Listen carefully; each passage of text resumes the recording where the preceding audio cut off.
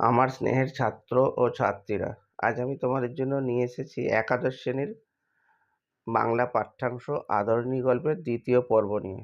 ইতিমধ্যে তোমাদের আমি প্রথম পর্ব ভিডিও আপলোড করেছি। প্রথম পর্বে ছিল প্রথম, দ্বিতীয়, তৃতীয় পরিচ্ছেদ। আজ শুরু করব চতুর্থ পরিচ্ছেদ থেকে। চ্যানেলে নতুন হয়ে থাকলে অবশ্যই তোমরা চ্যানেলটিকে সাবস্ক্রাইব করে নিও। এই ধরনের আরও অনেক ভিডিও আমার চ্যানেলে আছে, দেখতে পাবে। ভিডিওটা প্রথম থেকে শেষ পর্যন্ত দেখো। গুরুত্বপূর্ণ অংশগুলো তোমাদের বলে দেবো, যেখানে প্রশ্ন আসার জায়গা সেগুলো তোমাদের বলে দেব। উল্লিখিত ঘটনার পর সুদীর্ঘ 5টি বছর দাগ দিয়ে রাখবে। 5টি বছর অতীত হয়ে গেছে, আর এই 5 বৎসরে মোক্তার মহাশয়ের অবস্থার অনেক পরিবর্তন হয়ে গেছে। নূতন নিয়মে পাশ করা শিক্ষিত মোক্তারে জেলা কোর্ট ভরিয়া গিয়াছে, শিথিল নিয়মের আইন ব্যবসায়ীর আর কদর নাই। অর্থাৎ জয়রাম মুখোপাধ্যায় ছিলেন শিথিল নিয়মের আইন, বাংলা ভাষায় শেখা, তখনকার কালে ইংরেজি। আর বর্তমানে এখন নতুন ছেলেমেয়েরা, ইংরেজি জানা ছেলেমেয়েরা আসছেন, তা সেক্ষেত্রে তার কদর কমে যাচ্ছে। ক্রমক্রমে মুখোপাধ্যায় মহাশয়ের আয় কমিতে লাগিল। পূর্বে যত উপার্জন করিতেন, এখন তাহার অর্ধেক হয় কিনা সন্দেহ, অথচ ব্যয় প্রতি বছর বর্ধিত হইতেছে। আর তার 3টি পুত্র, প্রথম 2টি তো মূর্খ, বংশবৃদ্ধি করা ছাড়া কোনো কর্ম করার যোগ্যতা নেই। আর তার কনিষ্ঠ পুত্র, তার ওপর যদিও একটু ভরসা আছে এখনো পর্যন্ত। কনিষ্ঠ পুত্রটি তিনি কলিকাতায় পড়াশোনা করছেন, এটাও প্রশ্ন আসে। কলিকাতায় পড়াশোনা করছেন, আর যদি সেটি কালক্রমে মানুষ হয় এটাই তার ভরসা, কিন্তু তিনিও ভরসায় জল ঢেলে দেবেন, অর্থাৎ তিনিও শেষ পর্যন্ত দেখা যাবে পরীক্ষায় ফেল করবেন। ব্যবসায়ের প্রতি মুখোপাধ্যায় মহাশয়ের সে অনুরাগ আর নেই, বরং যত দিন যাচ্ছেন তিনি বিরক্ত হয়ে পড়ছেন। কেননা ছোকরা মোক্তারগণ একসময় যাদেরকে তিনি উলঙ্গ অবস্থায় পথে খেলাধুলা করতে দেখেছেন, তারা এখন সামলা মাথায় দিয়া, অবশ্য মুখোপাধ্যায় মহাশয় পাগড়ি বাঁধতেন। আর কেননা সেকালে মোক্তারগণ সামলা ব্যবহার করতে, সেকালে মানে পুরনো দিনের। তার প্রতিপক্ষে দাঁড়াইয়া চোখ মুখ ঘুরাইয়া ফরফর করিয়া ইংরেজিতে হাকিমকে মানে বিচারককে কী সব বলিতে থাকে। আর তিনি মানে জয়রাম মুখোপাধ্যায় কিছুই বুঝতে পারতেন না, অর্থাৎ তিনি ইংরেজি জানেন না। আর তারা নতুন মোক্তাররা ইংরেজি ভাষাতে বক্তৃতা দেন, বিচার করেন, আর তাই বুঝতে পারেন না। পার্শ্বস্থিত অর্থাৎ পাশে অবস্থিত ইংরেজি জানা জুনিয়রকে জিজ্ঞাসা করেন যে উনি কি বলছেন জিজ্ঞাসা করেন। তো জুনিয়র তখন তর্জমা মানে হচ্ছে ভাষান্তর করে তাকে বুঝিয়ে বলতে বলতে অন্য প্রসঙ্গ উপস্থিত হয়, অর্থাৎ মুখের জবাব মুখেই রয়ে যায়, অর্থাৎ তিনি তৎক্ষণাৎ জবাব দিতে পারেন না, কারণ ইংরেজি ভাষা বুঝতে পারেন না। আর নতুন জুনিয়র উকিল তিনি কি বলছেন বিচারকের সামনে তিনি বুঝতে পারেন না, আর জানতে জানতে পাশের মানুষের থেকে জানতে তখন অন্য প্রসঙ্গ চলে আসে। মুখের জবাব মুখেই থেকে যায়, নিষ্ফল রোষে তিনি ফুলতে থাকেন, অর্থাৎ ধীরে ধীরে রাগ তার বাড়তে থাকে। তাছাড়া পূর্বে হাকিমগণ মুখুজ্জে মহাশয়কে যেরূপ শ্রদ্ধার চোখে দেখিতেন, এখনকার নব্য হাকিমগণ তাহা করেন, অর্থাৎ আদালতে তার সম্মানও কমেছে। ইহাদের মানে যারা এখন আদালতে আছেন, নতুন বিচারকরা বা মুক্তাররা, যে যে ইংরেজি জানে না সে মনুষ্য পদবাচ্যই নয়। এখানটাও প্রশ্ন আসে, দাগ দিয়ে রাখো তোমরা, মনুষ্য পদবাচ্যই নয়। তো এই সমস্ত কারণে স্থির করেছেন যে কর্ম হইতে এখন তিনি অবসর গ্রহণ করবেন, অবসর নেওয়াই তিনি স্নেহ মনে করছেন। তিনি যাহা সঞ্চয় করিয়াছেন তাহার সুদ হইতে কোনো রকমের সংসার যাত্রা নির্বাহ করিবেন। প্রায় 60 বৎসর হইল। জয়রাম মুখোপাধ্যায়ের বয়স এখন বর্তমানে 60।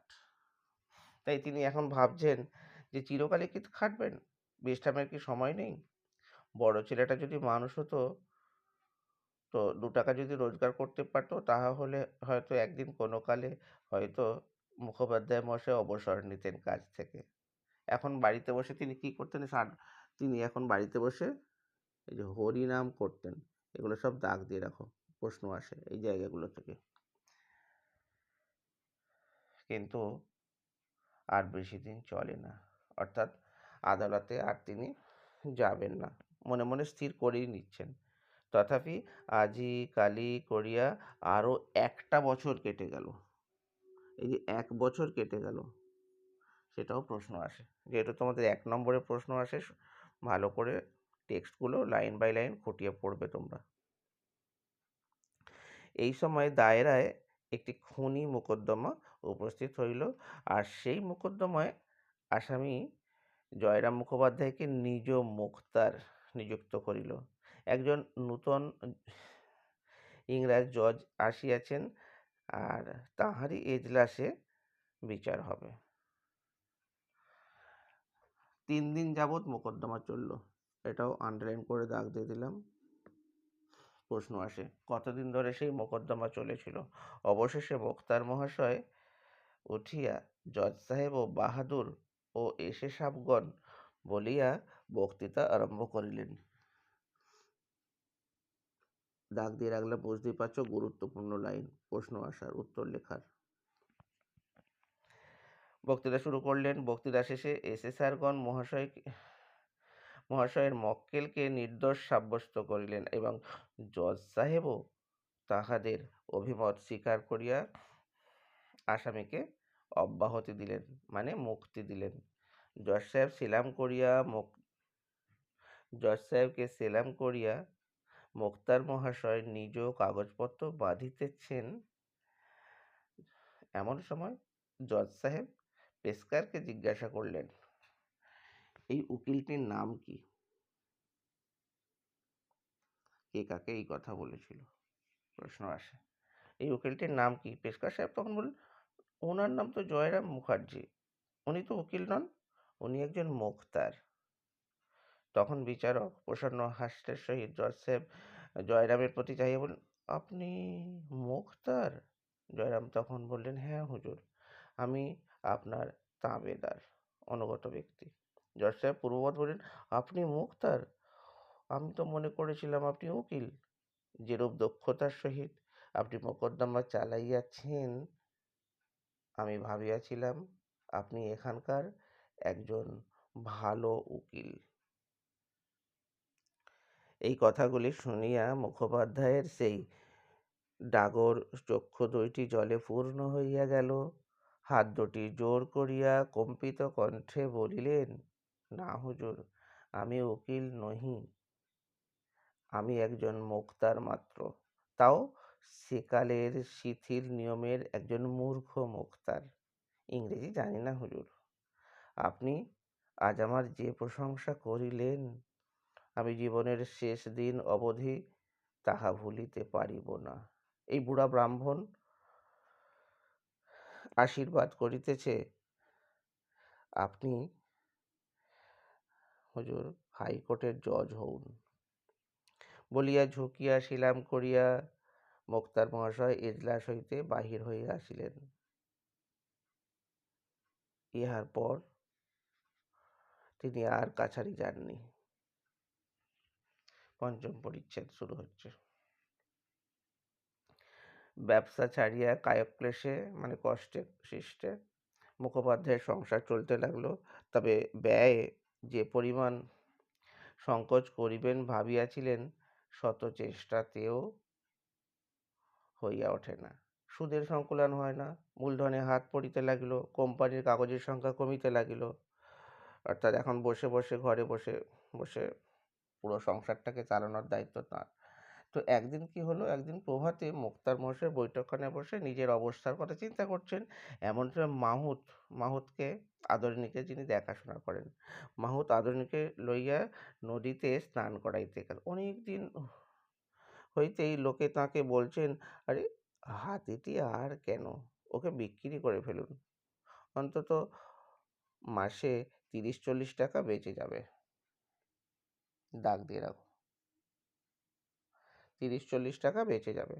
কিন্তু মুখুজ্যেমশাই তাদেরকে কি উত্তর করেছেন দেখো। তাদেরকে বলতে থাকেন যে তার চেয়ে বলো না, তোমার ওই ছেলে পিলে নাতি নাতনিদের খাওয়াতেও তো অনেক টাকা ব্যয় হচ্ছে, ওদের একে একে বিক্রি করে ফেলো। এই উত্তর শোনার পর আর কোনো কথা চলে না, তারা চুপ করে যান। হাতিটাকে দেখিয়া মুখোপাধ্যায়ের মনে হইল ইহাকে যদি মধ্যে মধ্যে ভাড়া দেওয়া যায় তাহা হইলেও তো কিঞ্চিৎ অর্থাগম হতেও পারে। আর সেই ভাবনার পরই সঙ্গে সঙ্গে তিনি কি করলেন, তখনই কাগজ কলম লইয়া নিম্নলিখিত বিজ্ঞাপনটি মুসাবিদা করিলেন। কি লিখলেন? বড় বড় হেডিং করে হস্তি ভাড়ার বিজ্ঞাপন। কোন কোন ক্ষেত্রে ভাড়া দেওয়া হবে? বিবাহের শোভাযাত্রা, দূর দূরান্তে গমনাগমন প্রভৃতি কার্যের জন্য নিম্ন স্বাক্ষরকারীর আদরিণী নাম্নী হস্তিনী ভাড়া দেওয়া যাইবে। আর ভাড়া প্রতি রোজ মাত্র 3 টাকা।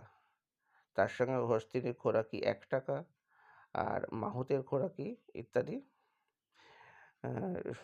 ধার্য হইয়াছে। যাহার আবশ্যক হইবে নিম্ন ঠিকানায় তত্ত্ব লইবেন, খোঁজ তল্লাশ নেবেন। ঠিকানা কি? শ্রী জয়রাম মুখোপাধ্যায়, তিনি মোক্তার হিসেবে পরিচিত, তাই মোক্তার ব্র্যাকেটে। আর চৌধুরী পাড়ায় তিনি থাকেন, এটাও প্রশ্নে আসে, চৌধুরী পাড়া। এই বিজ্ঞাপনটি ছাপাইয়া শহরের প্রত্যেক ল্যাম্পপোস্টে, এমনকি পথিপার্শ্বস্থ কোথায় কোথায় টাঙানো হয়েছিল, ল্যাম্পপোস্টে, এমনকি বৃক্ষকাণ্ডে এবং অন্যান্য প্রকাশ্য স্থানে এটা দেয়া হলো। বিজ্ঞাপনের ফলে মাঝে মাঝে লোকে হস্তি ভাড়া লইতে লাগিল বটে, কিন্তু তাহাতে 15-20 টাকার বেশি আয় হলো না। মুখোপাধ্যায়ের জ্যেষ্ঠ পুত্রটি পীড়িত হইয়া পড়িল, বড় ছেলে অসুস্থ হয়ে পড়ল। তার জন্য ডাক্তার, ওষুধ পথ্যাদির জন্য প্রায় প্রতিদিন এগুলো প্রশ্ন আসে। 5-7 টাকার কমে নির্বাহ হয় না। ফলে মাসখানেক পরে বালকটি কথঞ্চিৎ কিছুটা আরোগ্য লাভ করিল। আর বড় বধূ আর মেজবধূ উভয়ই অন্তঃসত্ত্বা, অর্থাৎ বুঝতেই পারছ যে আচ্ছা, কয়েক মাস পরেই আরও 2টি জীবের অন্ন সংস্থান করিতে হইবে। এদিকে জ্যেষ্ঠা পৌত্রী, নাম কল্যাণী, দাগ দিয়ে রাখছি দেখো প্রশ্নের জন্য। জ্যেষ্ঠা পৌত্রীর নাতনির নাম কি, তার বয়স কত, আর দেখতে দেখতে ডাগর হয়ে গেছে, আর শীঘ্রই তার বিয়ে না দিলে চলে না। নানা স্থান হইতে তাহার সম্বন্ধ আসিতেছে বটে, কিন্তু ঘর বর কিছুই মনের মতো আর হয় না। আর যদি ঘর বর মনের মতো হলো, তবে তাদের চাহিদা অনেক, তাদের খাই শুনিয়া চক্ষু স্থির হয়ে যায়। কন্যার পিতা তো এ সম্বন্ধে একেবারে নির্লিপ্ত। আর তিনি নেশা ভাঙ করে তাসপাশা খেলে ফুলুট বাজাইয়ে, ফুল বাঁশি বাজিয়ে, বড় ছেলের কাজ দেখো, নেশা ভাঙ করা, তাসপাশা খেলা আর বাঁশি বাজিয়ে ঘোরা। এদিকে যত দায় এই 60 বছরের বুড়োর ঘাড়ে। অবশেষে এক স্থানে বিবাহের স্থির হলো। পাত্রটি রাজশাহী কলেজে এলে পড়ে। এটাগুলো সব প্রশ্ন আসে। তো খাওয়ার পড়ার সংস্থান আছে, আর তার 2000 বিয়ের যৌতুক হিসেবে 2000 টাকা চায়। আর এমনিতে বাড়ির খরচ আছে, বাড়ির খরচ মোটামুটি ধরা হচ্ছে 500 টাকা, অর্থাৎ মোটামুটি 2500 টাকা হলেই বিয়েটা সম্পন্ন হয়ে যায়, বড় নাতনির বিয়ে সম্পন্ন হয়ে যায়। কিন্তু সেই 2500 টাকা জোগাড় করাটাও কিন্তু তার পক্ষে অনেক কষ্টের। কোম্পানির কাগজের বান্ডিল দিন দিন ক্ষীণ হইতেছে, তাহা হইতে 2500 টাকা বাহির করা বড়ই কষ্টকর হইয়া দাঁড়াইল। আর শুধু তো একটা নাতনি নয়, আরও নাতনিরা রয়েছে, তাদের বেলায় তাহলে কী হবে? এই সকল ভাবনা চিন্তার মধ্যে পড়ে মুখোপাধ্যায় মশাইয়ের শরীর ক্রমে ক্রমে ভাঙতে লাগলো। আর একদিন সংবাদ এলো যে কনিষ্ঠ পুত্রটি বিয়ে পরীক্ষা দিয়েছিল, সে ফেল করেছে। দেখো এবার অবস্থা বোঝো। বন্ধুগণ তখন বললেন, মুখুজ্যেমশাই, হাতিটিকে বরং এক কাজ করুন, বিক্রি করে ফেলুন, আর বিক্রি করে নাতনির বিয়ে দিন। কি করবেন আর বলুন? অবস্থা বুঝে তো কাজ করতে হবে। আপনি জ্ঞানী লোক, মায়া পরিত্যাগ করুন। মুখোপাধ্যায় মহাশয় এখন আর কোনো উত্তর দেন না। মাটির পানে চাহিয়া ম্লান মুখে বসিয়া তিনি চিন্তা করেন এবং মাঝে মাঝে দীর্ঘ নিঃশ্বাস ফেলেন। চৈত্র সংক্রান্তিতে একটা দাগ দিয়ে রাখছি। চৈত্র সংক্রান্তিতে বামুনহাটে একটা বড় মেলা হয়, আর সেখানে বিস্তর গরু, বাছুর, ঘোড়া, হাতি, উট, কোন কোন পশু সেখানে আসে, দাগ দিই। গরু, বাছুর, ঘোড়া, হাতি, উট বিক্রয়ের জন্য আসে। আর বন্ধুগণ তখন বলল, হাতিটাকে মেলায় পাঠিয়ে দিন, বিক্রি হয়ে যাবে এখন। আর আপনি 2000 টাকায় কিনেছিলেন, এখন হাতি বড় হয়েছে, 3000 টাকা আপনি অনায়াসে পেতেই পারবেন। তাতে আপনার নাতনির বিয়ে হয়ে যাবে। কোচার খুঁটে চোখ মুছে তিনি বললেন, কি করে এমন কথা বলছো? বন্ধুরা বোঝালেন মুখোপাধ্যায় মশাইকে, আপনি তো বলেন ও আপনার মেয়ের মতো। তা মেয়েকেই কি আর চিরদিন ঘরে রাখা যায়? মেয়েরও তো বিয়ে দিতে হয়। মেয়ে শ্বশুর বাড়ি চলে যায়, আর তখন আর আপনার উপায় কি? তবে পোষা জানোয়ার, হ্যাঁ, অনেক দিন ঘরে আছে, মায়া পড়ে গেছে, হ্যাঁ, দেখে শুনে একটা ভালো লোকের কাছে বিক্রি করলেই হলো, যে বেশ আদর যত্নে রাখবে, কোনো কষ্ট দেবে না, এমন লোককে বিক্রি করবেন। ভাবিয়া চিন্তিয়া জয়রাম বলিলেন, তোমরা সবাই বলছো যখন, তখন তাই হোক। দাও, মেলায় পাঠিয়ে দাও, ভালো খরিদ্দার ঠিক করো, আর তাতে দামে 2-500 কম হলেও স্বীকার। মেলাটি চৈত্র সংক্রান্তির প্রায় 15 দিন থেকে শুরু হয়। এই এই সমস্ত জায়গাগুলো থেকে প্রশ্ন আসে, আমি আন্ডারলাইন করে রাখছি, দেখে নাও। আর 15 দিন পূর্ব থেকে আরম্ভ হয়, আর তবে শেষের 4-5 দিন মেলাটা খুব জমজমাট হয়। চৈত্র সংক্রান্তির 1 সপ্তাহ পূর্বে যাত্রা স্থির হয়েছে। মাহুত তো যাবে, মাহুত মানে হাতির দেখাশোনা করে যে। আর মুখোপাধ্যায় মহাশয়ের মেজ ছেলে যাবে, মধ্যম পুত্র যাবে। যাত্রার দিন প্রত্যুষে মানে ভোরবেলা গাত্রোত্থান করলেন, মানে উঠলেন।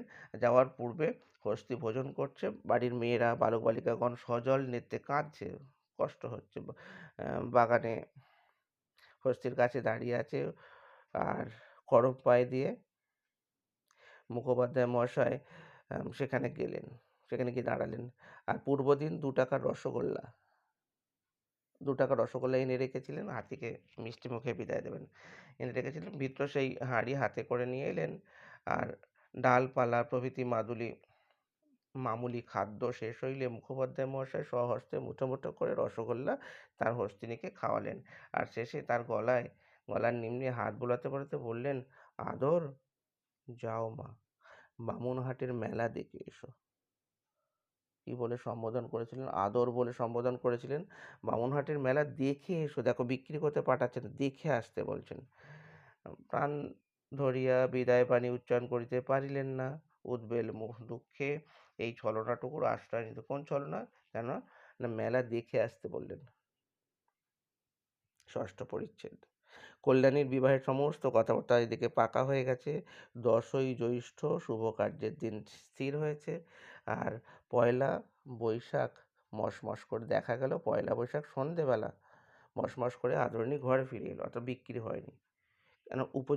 কেন বিক্রি হয়নি? না, উপযুক্ত খরিদ্দার জোটেনি, মানে 3000 টাকা দেওয়ার মতো লোক সেখানে নেই। আদরণীকে ফিরিয়ে আসিতে দেখে বাড়িতে একেবারে আনন্দে কোলাহল পড়ে গেল। বিক্রয় হয়নি বলিয়া আহ, কাহারও কোনো খেদের চিহ্ন সে সময় দেখা গেল না। যেন হারা ধন ফিরিয়া আসিয়াছে, সকলের আচরণে এইরূপই মনে হইতে লাগিল। বাড়ির লোকে বলিতে লাগলো, আদর রোগা হয়ে গেছে, বোধহয় এই কদিন সেখানে ভালোভাবে খাওয়া দাওয়াও হয়নি, খেতেও পায়নি, ওকে দিনগত এখন বেশ করে খাওয়াতে হবে। আনন্দের প্রথম উচ্ছ্বাস অপনীত হইল, অপনীত মানে হচ্ছে দূর হইলে। তো পরদিন প্রতিবেশী বন্ধুগণ আবার বৈঠকখানায় সমবেত হইলেন। আর অত বড় মেলায় এমন হাতির খরিদ্দার কেন জুটিল না, তাহা লইয়া আলোচনা হইতে লাগিল। একজন বলিলেন, ওই যে মুখোপাধ্যায় মশাই বললেন, আদর, যাও মা, মেলা দেখে এসো, তাই তো বিক্রি হলো না। উনি তো আর আজকালকার মুরগিখোর ব্রাহ্মণ নয়, ওনার মুখ দিয়ে ব্রহ্মবাক্য বেরিয়েছে, সে কথা কি নিষ্ফল হবার জো আছে? কথায় বলে, ব্রহ্মবাক্য বেদ বাক্য। অর্থাৎ ব্রাহ্মণের মুখে তো আর মিথ্যা কথা আদরকে মেলা দেখতে পাঠিয়েছিলেন, সেই জন্যই বিক্রি হয়নি। বামুনহাটের মেলা এদিকে ভেঙে গেছে, সেখান থেকে আরও 10 ক্রোশ দাগ দিয়ে রাখছি, বুঝতেই পারছো, আরও 10 ক্রোশ উত্তরে রসুলগঞ্জে মেলা হয়। কোথায় মেলা হয়, কতদিন ব্যাপী মেলা হয়, সেখানে কি বিক্রি হয়, দেখো প্রশ্ন আসে।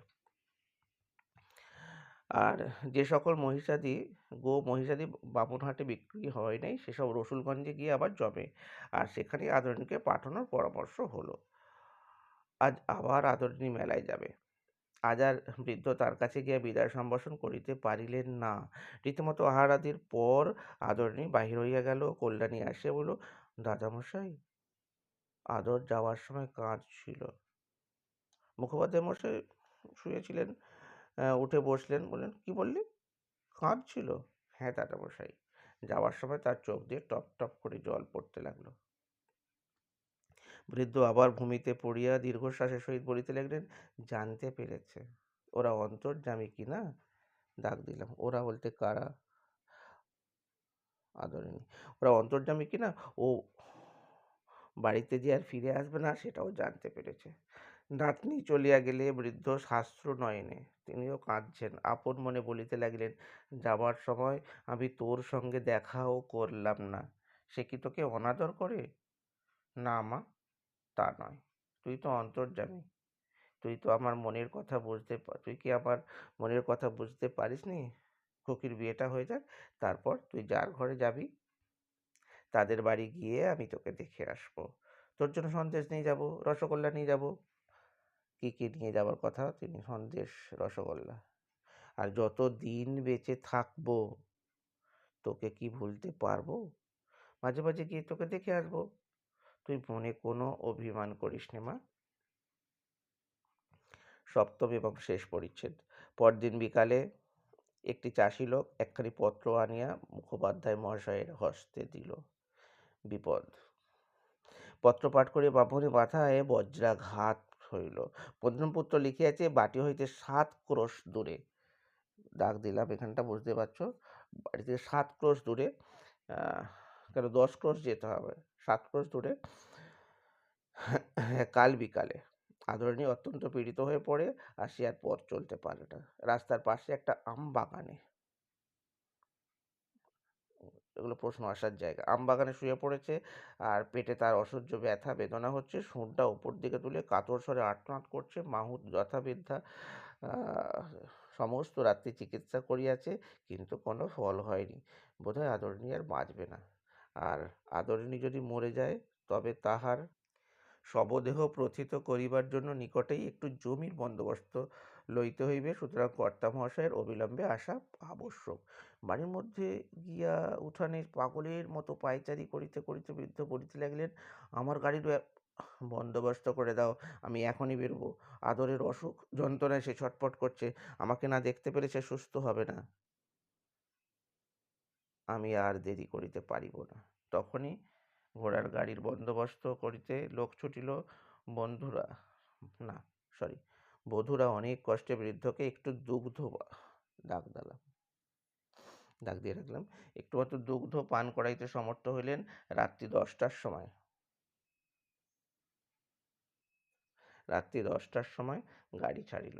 জ্যেষ্ঠ পুত্র সঙ্গে গেলেন, আর পত্রবাহক সেই চাষি লোকটাও কোচবাক্সে বসিল। পরদিন প্রভাতে গন্তব্যস্থলে পৌঁছিয়া দেখিলেন, তখন সব শেষ, সমস্ত শেষ হইয়া গিয়াছে। আদরটির সেই জলধর